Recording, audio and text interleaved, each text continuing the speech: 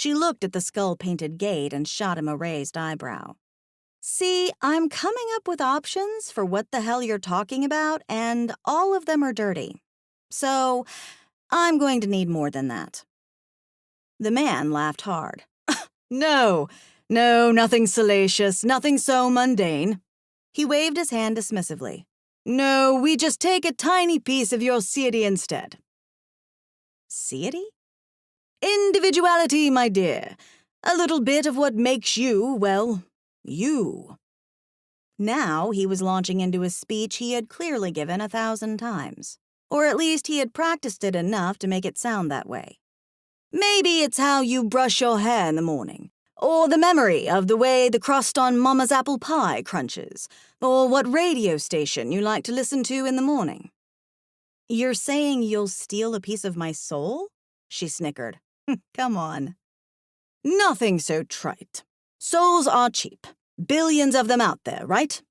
A personality, now that is a commodity. Because what is a soul with no individuality? A battery in a car, that's all.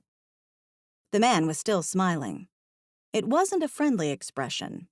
If he was trying to be creepy, he was nailing it. Don't worry. It's only a tiny piece. Only a smidge. You won't even notice it's gone, I promise.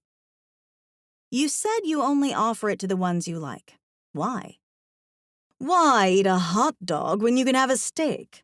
We pick the ones that burn hot. The ones with a lot of personality to go around, and you. He reached out and picked up a strand of her long, dark hair.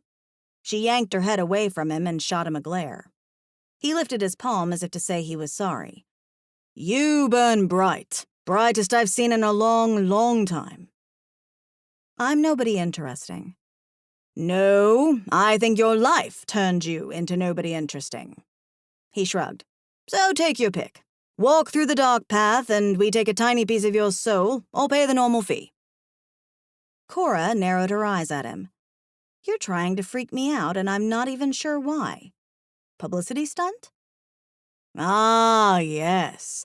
The skeptical type. I love the skeptics.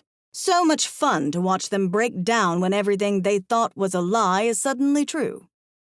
He took a step back from her. No, Cora Glass. We take a piece of you for a good cause, to keep our own fires burning. What? She stammered. Wait, do I know you? We've never met. You'd remember me, he smiled.